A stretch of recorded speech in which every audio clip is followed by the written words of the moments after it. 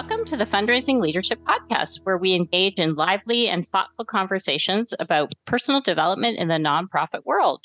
I'm Janice Cunning, and I'm here with my partner, Michele Malloy Dillon.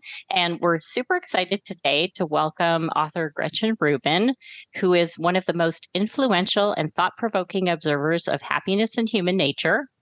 She's a New York Times bestselling author and co-hosts Happier with Gretchen Rubin with her sister Elizabeth Kraft, which I am a huge fan and I listen every week to the podcast.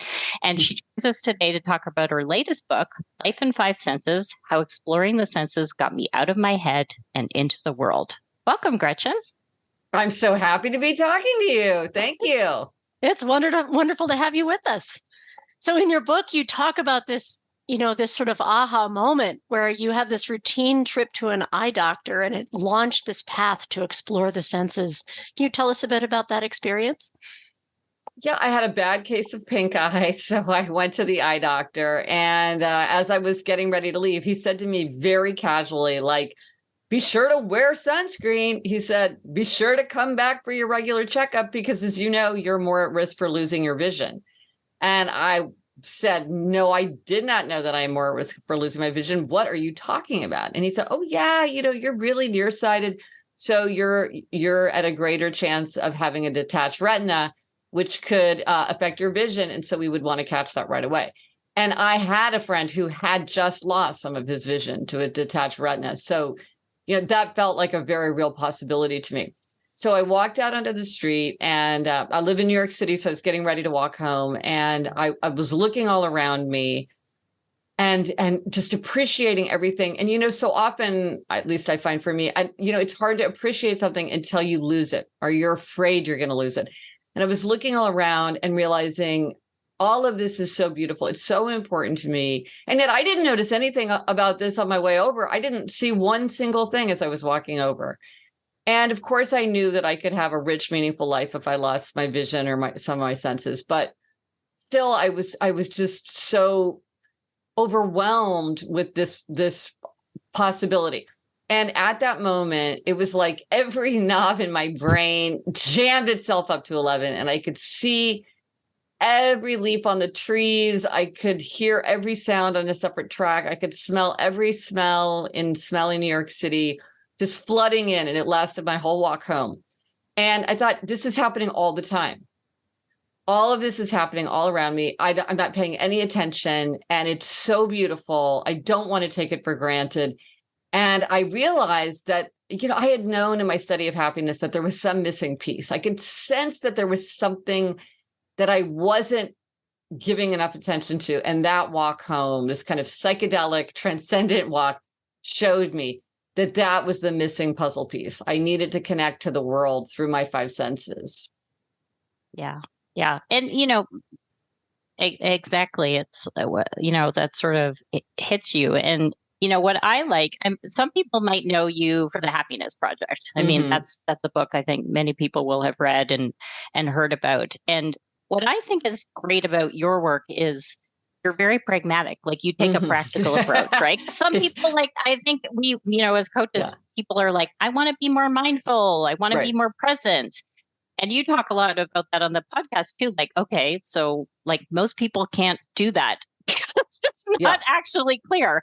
So how did you conceive of it was sort of like you really took it on as a five senses project. So how did you get to that place where you made it practical?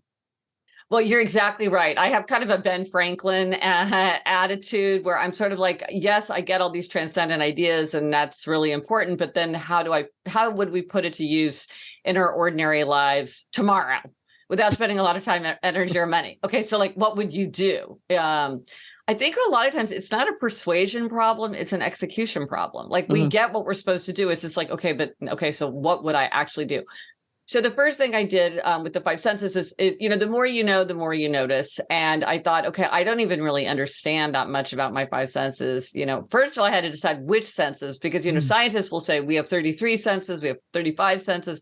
So to figure, okay, well, what senses? So I had to do that research. Then I figured, no, and I'm going to stick to what you could call the kindergarten senses, or you could call them the Aristotelian senses, depending on the big five. And then just trying to learn more. This was just, really reading books. For me, I always start with just kind of going to the library. And then as I was studying, then I started to think of things that I wanted to try, or I would come across experiments that I wanted to try, or I would think of classes that I wanted to take. And so as I started to know more, I began to become more curious and start to see the kind of things that I could try. And I was always on the lookout for something that I could try. I remember reading about, you can make a non-Newtonian fluid out of cornstarch. And I was like, that's exactly the kind of thing I could try. I got cornstarch just like everybody, and I love cornstarch. So do that. And so a lot of it was just being on the lookout for suggestions. And then the deeper I got into it, the more I started to think of things that I wanted to try, kind of my own original exercises and experiments. But that was part of what was really creative and fun about it, which was how would I do it? And then it also gave me an excuse to do a lot of things that I really wanted to do. Like, I realized that neither of my daughters had ever made Jiffy Pop popcorn. And I was like, oh my gosh, this is like a billable hour. We must have Jiffy Pop popcorn immediately. And they, of course, their minds were blown, because what is cooler than Jiffy Pop popcorn? And, and so a lot, and my approach for this was like, keep it fun, keep it playful, keep it like, let's have fun with the five senses. Let's not sit down and drink one sip of coffee for 30 minutes. Some people like that. Sure, there's a lot of value to it. That wasn't my approach. I really wanted to have just a more playful way to connect with the five senses. Yeah, you're so curious and exploratory about your world, and it just, the way you speak about it just makes the life feel so full. Yeah. And so like every sensation, every moment is a chance to explore the depth and the exploration of what it feels like to be alive.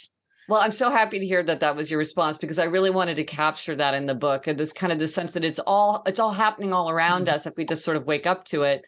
We can tap into this sort of source of vitality and energy and just appreciation for the beauty of the world. And we don't have to buy anything or make an appointment or discipline our minds. It's right there. So I'm glad that was kind of the vibe you got from the book. Yeah. Yeah. It's, you and your sister talk a lot about the podcast about being whimsical, right? Like like there's a lot of great stuff about, meditation and mindfulness. And, we do a lot of that work, but there is something I think, especially right now in this moment in the world where it's like, we need to have some whimsy and fun. No, exactly. And it's like, like with a team of people where you're trying to get to know each other, maybe you can talk about things like, what was your favorite junk food as a kid that your parents would never buy you? Or like, what's the hometown food that you can only get right in your hometown and no place else in the world really makes it right? Or what do you remember about your grandparents' kitchen? Because these are like, there's kind of an excitement to sensory memories and experiences. It's a way to be revealing without being intimate in a way that like might make people feel uncomfortable. It gives you a sense of someone. But again, it's playful, it's fun. It kind of helps draw people together, because one thing we really share is our five senses and the experience of our five senses. And so, because I think we all want to join together, but we want to do it in a way that is like very respectful. Yeah. I love that, because we sometimes when we facilitate with teams, we'll say, tell us about one thing you like to do, like an activity when you were a kid. Yeah. And it makes people laugh, because often it tracks. Like, it's sort of like the kid who I was like, I lined all my teddy bears up and was the teacher at the front of the room, and people could see. That stuff comes out of me. No, well, and it's funny because one of the so a big theme in my work and on the Happier podcast is know yourself better, because it's hard to know ourselves.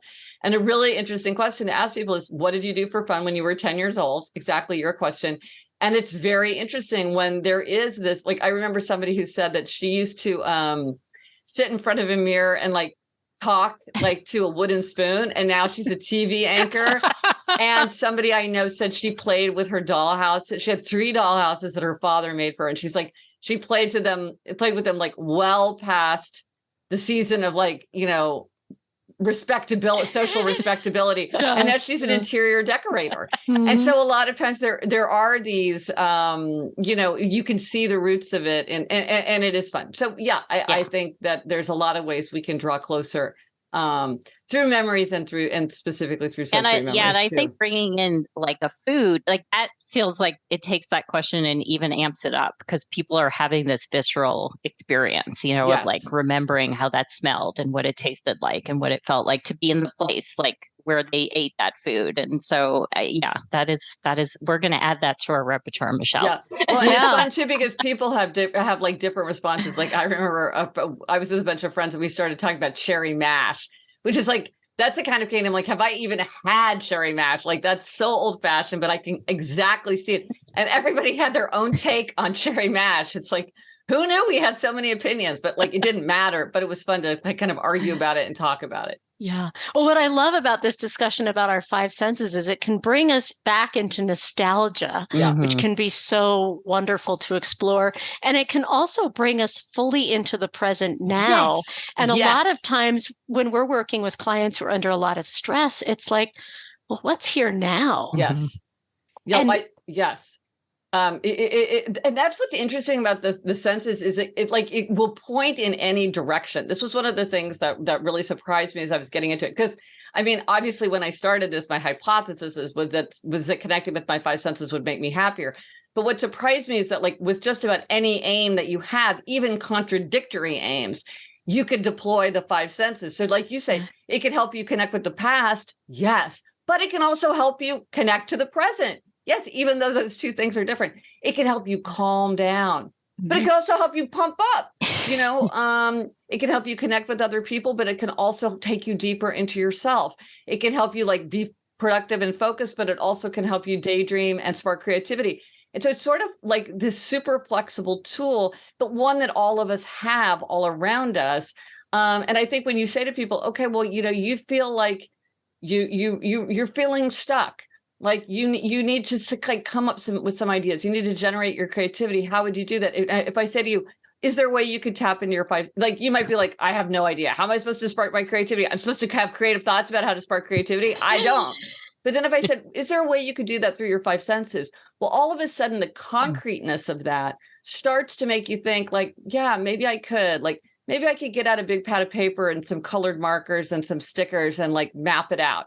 Or, maybe I should go for a walk in the park and like, that's going to like free my mind. Like there's something about the specificity that then kind of unlocks ideas. Sometimes, you need to embrace a constraint. And I think having to think about something through the five senses often helps people to generate ideas that they don't know they're capable of. Yeah. Yeah. And I love like one of the things that I think is really for our clients that we see is stress, workplace stress, especially, coming the last few years. A lot of people are, I know here in Canada, a lot of people are still working at home. They're juggling their family. So like for you personally, and then also stories you've heard, like what have you heard and learned yourself about like how can tapping into our five senses help us at work when we're really feeling that crunch? Yeah, I mean, that's just a huge issue. One of the things that really interested me about doing this was often I would understand something that I did in my own life that I had no explanation for. We have all these like habits and tics and patterns that you just never think about it, and then you're thinking, why do I do that? Or like, why, who knows? And one of the things that I had noticed about myself, or I realized after I started researching five senses, is that when I'm stressed out, I'll often hold a pen, like in a situation where I don't need a pen. And yet I would hold a pen. And I realized that is a way that, and then talking to many people, I found that is a way that many people will calm themselves in a stressful situation. And it sort of doesn't matter what it is. So you can pick something that just feels appropriate. Like for me, holding a pen, it's inconspicuous and it's also kind of like a talisman of my identity. It's a pen. But I talked to who was a nonprofit organizer who said she always held a clipboard, and that even if she didn't need a clipboard, she just felt like hanging onto it gave her something to do with her hands. And it was a signal like, I'm prepared, I'm at the ready, like I'm on duty. And that helped her feel grounded in her body. I've talked to people who will hold like a mug of hot coffee or hot tea, or like a water bottle of like ice cold water. Sometimes people like different things like that, or even like a rock. I remember a teacher was saying that when she got really stressed out having to deal with all the tech challenges with just the beginning of COVID, that she found that if she held a polished stone and just passed it from one hand to another, that helped her like stay calm. So that was just sort of a funny little example of how we could use our sense of touch. Because I think people are familiar with things like weighted blankets, therapy dough, fidget toys, pop toys, and those are great. People love those, especially like maybe if you're on a virtual call and you're feeling restless, like kind of out of sight. Like I have a fidget spinner right with me. If I needed to, I could just do it. You wouldn't know. And yet it kind of gives me something to do. So that's tapping into the sense of touch. Another thing is to think about, are there things in your environment that are distracting you or draining you that maybe you haven't consciously realized? So maybe if you're working from an open office plan, are you very distracted by the people coming and going, by the kind of visual clutter or the clatter? There's clutter and clatter. Mm-hmm. So do you need to do things like turn off your notifications, ask other people to turn off their notifications? I begged my husband to turn off his notification sounds. He had like 3 different kinds. I'm like, how can you live like this?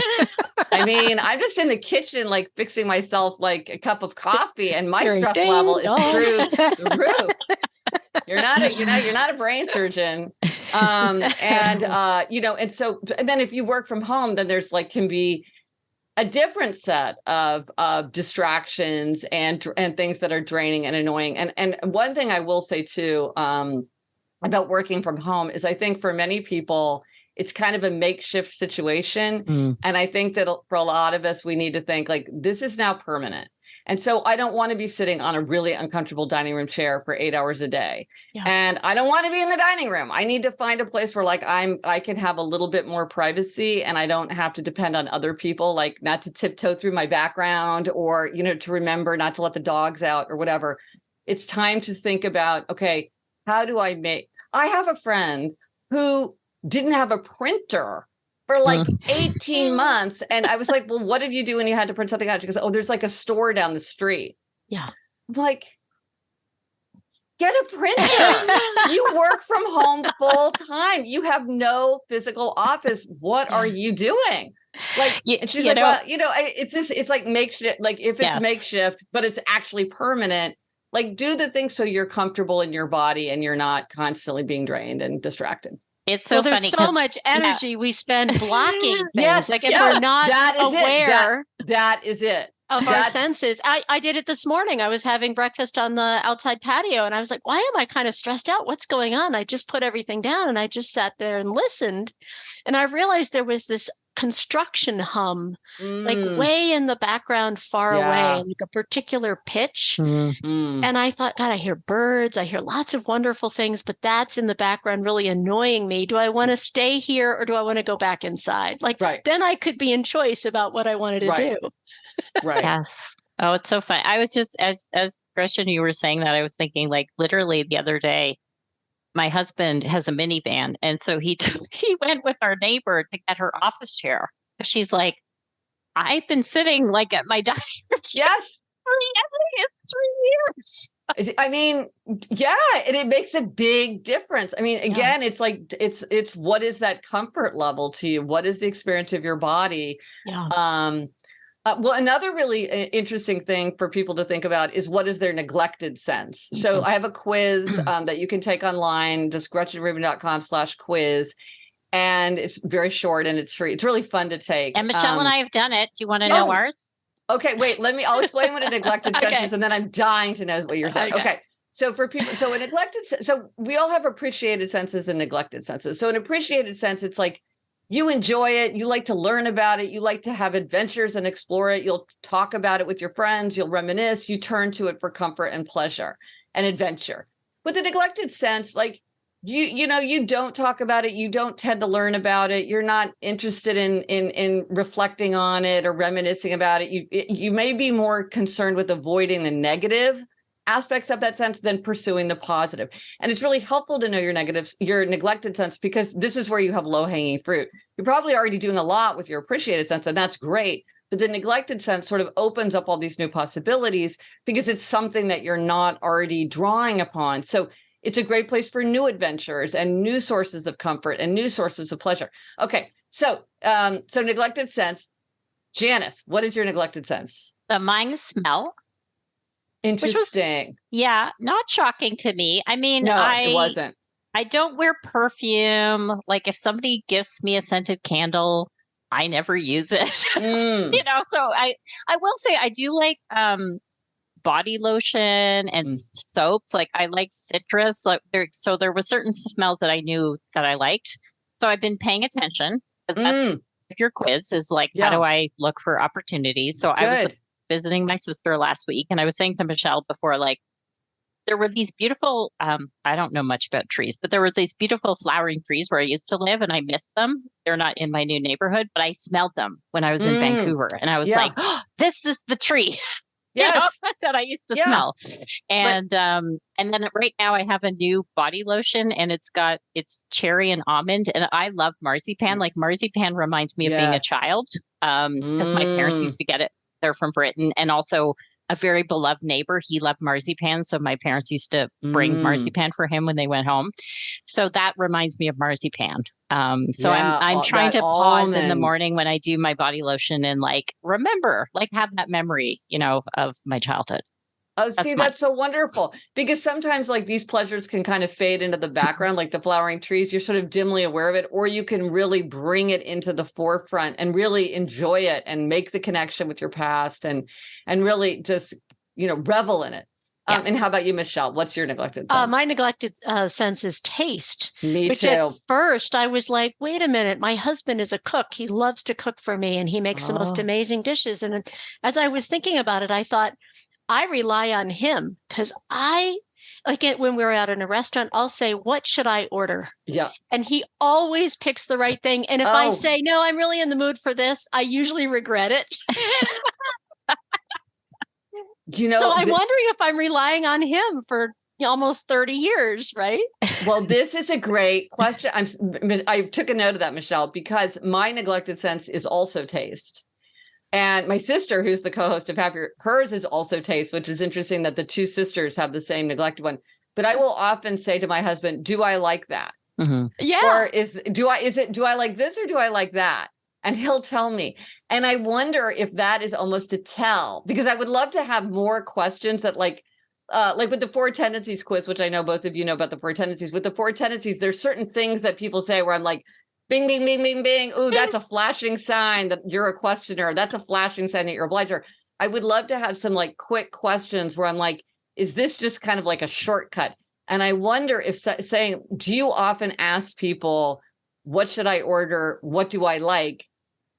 Maybe that's a sign that it's either your most neglected or one of your most neglected, because I bet. So Janice, it's not your neglected sense. No, but you know what's so interesting? My sister, sometimes we were laughing. I was with her last week and we were laughing because we would be at a restaurant we'd been at a bunch of times, and she would think I'm going to order something. And I'm like, but you don't like that. Like you've had that here and you didn't like it. And she's like, really?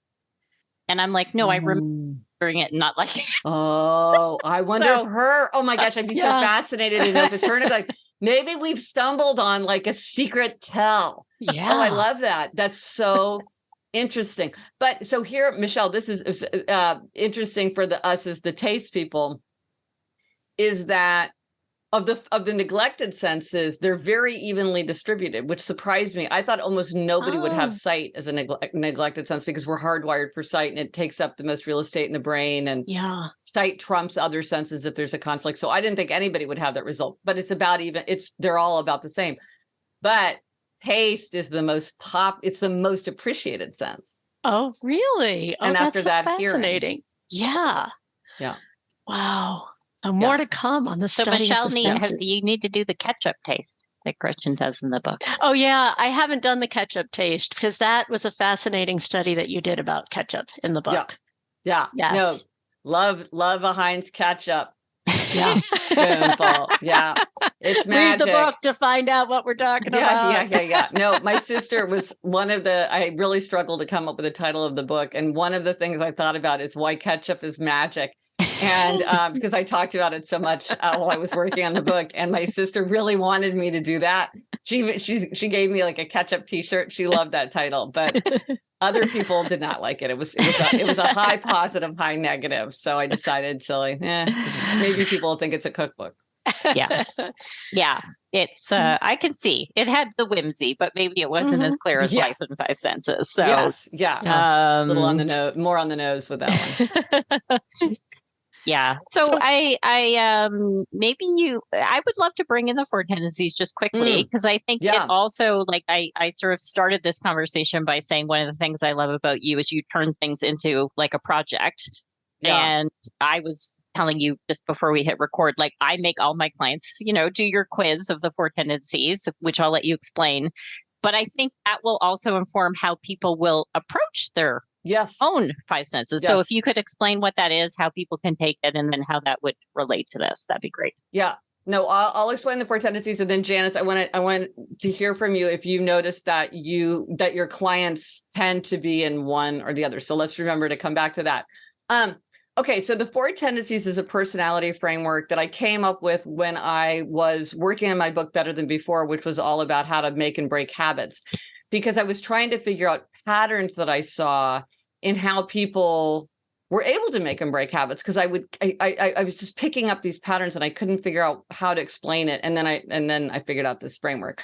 So and I will briefly describe this, and most people know what they are right away. Like, they don't even need to take the quiz. It's very obvious what they are. You can do the Game of Thrones characters. We can do these are movie characters. They're very obvious, but there is a quiz, GretchenRubin.com/quiz. You can take the quiz for free. Like 3.2 million people have taken the quiz now. And it will tell you what you are and give you a little report on how to use it. But as I say, you don't even really need to take the quiz. So what it looks at is a very narrow aspect of your personality, but one that's very significant. So as you say, Janice, you're finding it useful with your clients. It's how you respond to expectations. So all of us face two kinds of expectations: outer expectations, like a work deadline, and inner expectations, like my own desire to keep a New Year's resolution, my expectation for myself. So depending on whether you meet or resist an outer or inner expectation, you're either an upholder, a questioner, an obliger, or a rebel. So upholders readily meet outer and inner expectations. They meet the work deadline. They keep the New Year's resolution without much fuss. They want to know what other. That's you, and that's me too. You and me both. And we're a very small group, Janice. Okay, Michele, I want to know what you are. Hang on. And so, it's what they want to know what other people expect from them, but their expectations for themselves are just as important. So their motto is "Discipline is my freedom." Then there are questioners. Questioners question all expectations. They'll do something if they think it makes sense. They resist anything arbitrary, unjustified. They need reasons. So they're making everything an inner expectation. If it meets their inner standard, if they think it makes sense, it's customized, it's the most efficient way, they'll do it no problem.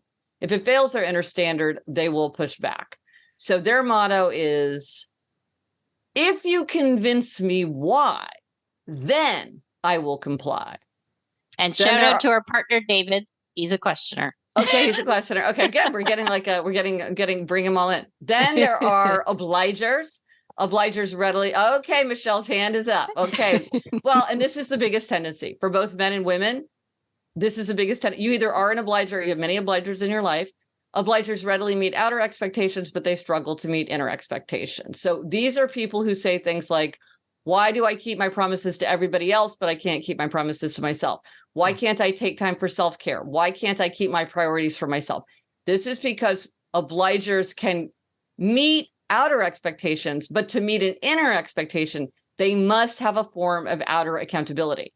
This is why I keep Janice and David in my life. There you go. And that's why that is so wise, because you can meet an inner expectation as long as there's outer accountability. Like you read a book, you want to read more, you join a book group, you want to exercise more, you work out with a friend who's annoyed if you don't show up, or you work out with a trainer who'll charge you anyway, you raise money for a charity, you think of your duty to be a role model for someone else. There's a lot of ways to create outer accountability once we realize that's what we need. It's not a matter of like inner motivation, it's a matter of outer accountability. But obligers are the most likely to come through when someone needs a hand. So they are the rock of the world. They're the biggest tendency. So their motto is, you can count on me, and I'm counting on you to count on me. Now, if obliger is the biggest tendency, the smallest tendency is rebel. Rebels resist outer and inner expectations alike. They want to do what they want to do in their own way, in their own time. They can do anything they want to do. They can do anything they choose to do. But if you ask or tell them to do something, they're very likely to resist. And typically they don't tell themselves what to do. Like, they don't sign up for a 10 a.m. spin class on Saturdays because they think, I don't know what I'm going to feel like doing on Saturday. And just the idea that somebody's expecting me to show up is going to bug me. So their motto is, you can't make me, and neither can I. So those are the four. So this is interesting. So we have two upholders and an obliger. Okay. And Janice, with the people that your clients, often obligers are often drawn to coaching because they know that's what they need. Do you find that? Yeah, we do. And it's sort of, we Michele, also, you're nodding too. we through Shirzad Shamin, the author of Positive Intelligence, we've been trained under him, and he has saboteurs. Also, what are our most common saboteurs? And one of them is pleaser, like where you're really sacrificing your own self, right? And that we see it a lot in the nonprofit world. That's a very common saboteur. And I think also obligers, like, it's a very it can become a problem where people are self-sacrificing. Like, you believe so much in a cause that you're over giving, right? So I find it so helpful because it lets me know as a coach, like, how much accountability, like, some people, I do have some clients who are like, no, I'm going to do that. I'll talk to you in 2 weeks. Like, I know the member, I know they're going to do something, or they're going to choose not to because circumstances change, but I don't need to. And then I have other ones where it's like, do I need to email you on Friday and remind you? And that, and many clients say to me, Michele, you're probably the same. Like, they're like, I did the thing this morning because I knew I had to talk to you at noon and I was going to disappoint you. But here's the thing that I find is, first, that a lot of obligers really feel like they should not need outer accountability. Like, they almost feel like they should learn to grow out of it, or that it's like training wheels that they need to get rid of. And I'm like, this is the biggest group of people. There is nothing wrong with you. There's nothing wrong with this approach of having outer accountability. If this is what you need to have the life you want, fine. This is not a problem. There's nothing that needs to be. You just need to figure out, well, how do I get the kind of accountability that's going to let me achieve my aims for myself, rather than saying, well, I don't understand, if these upholders don't need it, these questioners don't need it, these rebels don't need it, I shouldn't need it either. Who's to say? There's nothing wrong with you. That's right. Just get yourself what you need. Mm-hmm.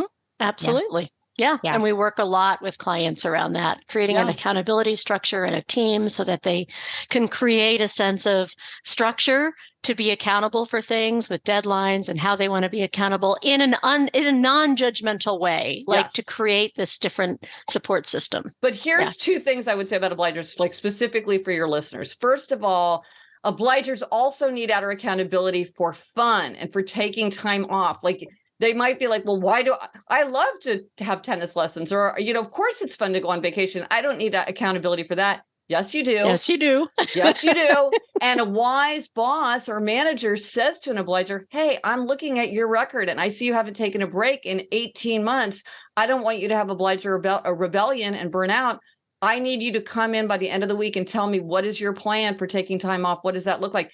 Or say things like, you're setting a bad example for your team as a boss. If you stay late every night, how are they going to not think that that's the way they need to behave? If you never take a vacation, they're going to feel like they should never let themselves off the hook. Is that the kind of role model you want to be? So you have to have outer accountability even for that. And here's another thing. Sometimes obligers make the mistake of thinking, wow, I'm not meeting my expectations for myself. And it's because outer expectations are so heavy. I'm the head of this big organization. I've been giving it 110% for 10 years. I'm letting all these other things in my life slide. You know what? I need to just switch jobs, really take a step back so I have time for myself. And you know what I see over and over is that doesn't happen. Yeah. Just the fact that outer expectations are lightening up, you have to have outer accountability for those inner expectations. The fact that outer expectations go away does not mean that now inner expectations will be met. And so people make decisions thinking that they will then get in shape, move, renovate their house, work on the novel in their free time, make time for friends. I'm like, no, you need outer accountability for those things. Yeah. Yes. I will say, Gretchen, because I'm always thinking about your work. I'll be like, I am writing you a permission slip. Here's your permission slip. You may have lunch today. You may go for a walk with your dog. I give you permission. And they're like, but it's not even permission. It's like a demand more. Yeah. It's like you have, I'm giving you permission to do it, and I'm going to be annoyed if you don't. Yes. This is I write it down. They know I'm writing it down. I'm writing it down, and I'm going to ask you when I see you next. Yes. It's like doctor's orders. Yeah. But I think that sometimes obligers are confused because they're trying to understand why they have this pattern in their behavior. And they often will kind of criticize themselves for it, or they will dress it up and have other explanations, where I think if you just sort of think about outer expectations and inner expectations and outer accountability, it's a lot. You could just put aside all of the whys and wherefores, which can become very distracting.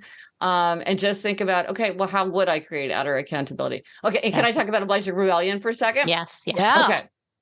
So this is because we see it in the nonprofit I bet you world. do. I would love Absolutely. to see. I would love to hear examples of how you've seen it come up, because it's such a mysterious pattern if you don't understand it. But if you understand it, then all of a sudden behavior that doesn't seem to make sense makes perfect sense and is actually predictable. So obliger rebellion is when an obliger's in a situation where they're like, meet expectations. And then suddenly they snap and they say, this I will not do. And it can be small and kind of funny, like, I'm just going to sit in my car in the parking lot and be deliberately late for work. Or I'm not going to answer your emails for 2 weeks. It's like a small kind of rebellion. Or it can be huge, like, I'm quitting my job today. I'm walking out the door, or I'm ending a 20-year friendship. This is over. I'm getting a divorce. And it looks like sudden kind of disproportionate response. But what it actually is it happens as a protective measure when obligers are feeling when expectations are just unbearably high, where they feel ignored, exploited, taken advantage of, unheard, and they put up with it. And then it's like the balloon bursts, the volcano explodes. And it's meant to protect them because it's supposed to blow up a situation that's just unsustainable. And sometimes it is protective, but sometimes it has real reputational risk because the other people around you don't understand it. And they say things like, well, I asked you if you wanted to be on this committee, and you said you were happy to be on this committee. So now I don't understand why you're so angry at me. Or like, if you felt like we were working you too hard, why didn't you say something? Why are you just up and quitting? Like, where is this coming from? I don't understand it. But if you know about obliger rebellion, you can see it coming. You can feel the building anger, the building resentment. Obligers start to say things like, I'm acting out of character. I've never done this. This is so unlike me. People are starting to say, what's up? And it's like, yeah, because it's building. And so if you can figure out that it's coming, you can intervene so you don't have that explosion. Because by the way, obligers are often the most valuable employees. They're super great family members and friends and neighbors and colleagues because they go the extra mile. So you don't want to risk, burning out like one of your top obligers because you let them get into a situation where they're on 9 committees and everybody else is on 2 committees, or they're doing all the unpleasant work travel because everybody else is kind of like looking at the ground and shuffling their papers when it's time to raise your hand. You got to we've all got to make it fair and keep things fair and make sure that the obligers aren't taking on too much just because they're really good at shouldering those outer expectations. So how do you see this pattern in your own experiences? Because I'm fascinated by obliger rebellion. The impact of an obliger, going over the edge like that and doing something drastic is that other folks don't understand where it's coming from. Yes. It creates this sense of distrust. Yes. Like, wait a minute, I thought I totally could count on you, or I knew who you were. And this emotion or this action feels like it's coming out of nowhere. Yes. And so for leaders who are obligers, and many of them are in the nonprofit world, to allow themselves to get over that edge can have actually pretty drastic consequences for the trust of an organization. Well, and you know where I think it's showing up. Like I can personally think of so many people that I know in the nonprofit sector who suddenly left their jobs. They don't have a new job. They're just like, I'm done. I'm just done. I'm taking a break. Yeah. And that's very obliger rebellion. Yeah. I'm I done. was like, oh, that's interesting. And then I would be at some networking thing and I'm like, oh, you're doing that and you're doing. I think it's showing up a lot in that way. It's just like, it's too much. I mean, it's been, if you think about raising money during the pandemic and all of the uncertainty, and then especially like, if you work in healthcare, the pressure, if you work in social services, I mean, food banks, housing, like everything it just became intolerable for a lot of people. And, and I've had people come to me for coaching who are like looking for the next thing, but they're like, yeah, I just left. Like, and I was like, 5 years ago, I would have been shocked to know anybody. And suddenly I know, like, I could name like on my, I could count on my fingers, like how many people have told me that they've done that recently. Well, other than just up and quitting, what are other this kind of over the edge? I love that metaphor of going over, because that's very much how it feels. It's like, it's not a controlled pushing back. Mm-hmm. It's a kind of spiraling out of control leap. Mm-hmm. What are other ways that you see people, other than just quitting? Have you seen other behaviors that you would say are examples of obliger rebellion? I think, I would say with you, Michele, sometimes we say to Michele, like, you need to pull back, because I think you get what we call stickler saboteur. Michele gets like very stressed about the smallest, like we're crafting an email and I'm like, Michele, what's going on with you? Yeah. So I think that's a tell for you. Interesting. Like, you're trying to control because you're feeling out of control, Yeah. Interesting. So sort of like overcompensating, over managing. Micromanaging. I have a really good friend who calls it my knife personality, because she's like, suddenly you brought out this metaphorical knife and I don't know what's going on. It's like, it's like the horror movie. So it's almost like a tone thing where all of a sudden there's this sudden shift in tone and people are like, whoa, this is like Dr. Jekyll and Mr. Hyde type situation. Yeah. Like I have Michele clients. Like you like to do things well, but I feel when Michele crosses an edge where it's suddenly like, she's just like over, like, is it okay that we said that? Is it okay? And I'm like, oh, this is not that high stakes. And then I'm like, that to me is a big tell for you. It's but see, that's an example of how we all need to be mindful of this, because you can't just kind of hand wave it and say, well, obligers deal with it. It's like, this affects a whole organization. It affects a team. And I really think it's for all of us to be watching out for each other, just as you are, where you're like, okay, I'm feeling the warning signs. Something's changing. I need to say, hey, I'm watching for you to step back. I need you. I'm creating an outer expectation that you're going to like take some time to chill out. Yeah. And that's better for you. It's better for both of you. It's better for everybody. It's like, and that's fine. But I do feel like a lot of us need to look around, make sure that things are fair. Obligers sometimes aren't good at doing that for themselves, but they're really good about doing it for other people. Yep. Like a lot of people said, like, I'll march into my boss's office and say, like, do you know what they're doing to so-and-so? Like, that's not right. That was me. I used to be that person when I worked. That's good. That's good. I mean, because I do think that you don't want to get into a situation where just because someone really is willing to step up, that they get stomped on. Well, I will say, I mean, I think I do it, Michele. You tell me if I'm right, but we co-lead, co-create everything. And I'll sometimes be like, no, I am taking that.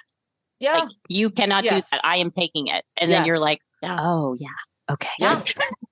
Well, another thing, it's kind of along the same line, something that sometimes works for obligers, like in their own minds, is like saying, if I don't do this, I'm giving somebody else a chance. So it's like Michele could be like, well, this would be good for Janice to have this experience or whatever. Maybe not in the case of the email, but like if you're like, I remember an academic was saying he felt this pressure because he so believed in what he wrote about that he wanted to like spread the word of the world, which is a very kind of academic idea that like, oh, the world is just so needing your ideas, but whatever.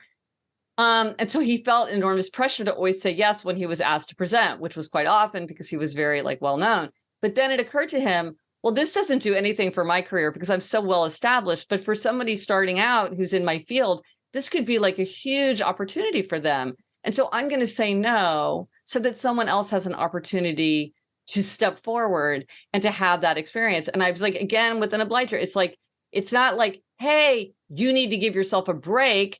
You need it, because then he would have been like, no, I don't. I need to put this idea into the world. But if it's like, no, you're hogging the limelight, give somebody else a chance to shine. He was like, oh, I get that. I do. That is an outer expectation of kind of like this unknown other person. But of course, somebody else is going to step up and give that presentation. So it was really true. Yeah. And tying back into your work of the five senses, what I've learned about myself as an obliger, and this comes from self-exploration, which we always encourage our clients to do in coaching, it's when I realize my stress levels are ratcheting up and I don't know why, and I'm feeling that, I actually clue into my senses. It helps me ground myself in the moment in order to make the right decision and sort of bring my brain back online. It's such a great example of how these things all fit together. They really do. It's like, but you kind of have to notice that you're getting overwhelmed or drained or, overtaxed. And then you can say, all right, okay, given what I know, like what's going on, there is that machinery in the background that's stressing me out. We have to kind of constantly, it's very easy just to ignore what's happening in our own bodies and our own minds. You think, how could I ignore it? And yet, I mean, it's really easy to become disconnected and not notice. My tell is that I start wanting to get rid of things. I like to declutter. I have that too.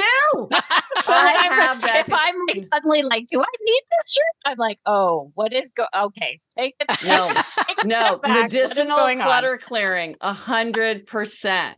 Or I'll start thinking about more efficient ways to store things. I just did that this morning. I'm like, I have all these handmade books that my daughter's made, but they don't need to be out on that shelf. That's a really high value bookshelf. I'll use that for this collection of aphorisms that I have. And I'll put this thing here and move this here and get rid of all these things. That is so funny. Another shout out for your book, Outer Order Intercom. Yes. Gretchen's another great book that Gretchen wrote that I enjoyed. Although we have talked. So go ahead, Janice. I'm sorry. I was going to say, maybe I could have written that book myself because I love decluttering. Well, yeah, you got to email me later with all your tips. It's so funny. My sister sometimes lets me declutter with her. And I get like, how you are with your sister? So yes. There's actually you've done several podcast episodes, I think, where Liz has let you declutter. Yeah, one time I went over and my sister was like, I want your help decluttering. And I was like, is it my birthday and Christmas? All the world is doing. I know. It's so funny. I beg my friends. I'm like, please let me do it. Because it's like, if it's not even your stuff, it's like no emotion too. It's like all of the upside and all of like the energizing, but without the kind of decision making and like emotional fatigue when it's your own stuff. Exactly. No. Anyway, we need to wrap up soon because we could just talk about all this all day. But Gretchen, we like, it's a coaching podcast. We like to give people something tangible, and we know you love tangible things. So what is something that you would like to offer our listeners, something they could try? Yes. So if you're feeling drained and listless, or you're feeling restless, or you're feeling stressed out and overwhelmed, either go outside or go to sleep. Up to you which one is the most situationally appropriate, but almost always one of those will do the trick. And great things happen when we go outside, and great things happen when we get a little bit more sleep.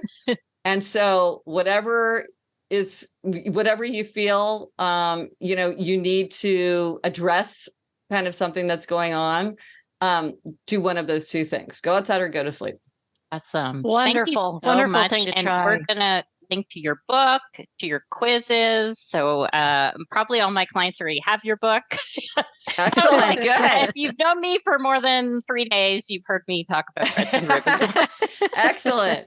Thank you so much for sharing. It's such a delight. I mean, it's just a joyous book. It's like just reading the book is going to make you feel better. And then you're going to be so inspired with so many ideas of how to tap into your own senses. Oh, I'm so happy to hear that. I feel like we could talk all day. Thank you so much. I enjoyed the conversation so much. Thanks, Gretchen. This podcast is brought to you by Fundraising Leadership. We provide unique coaching and training programs to grow nonprofit leaders. Please subscribe if you haven't already, and you can find us wherever you listen to podcasts. If you are enjoying the show, you can help us continue to bring thoughtful content with a one-time contribution.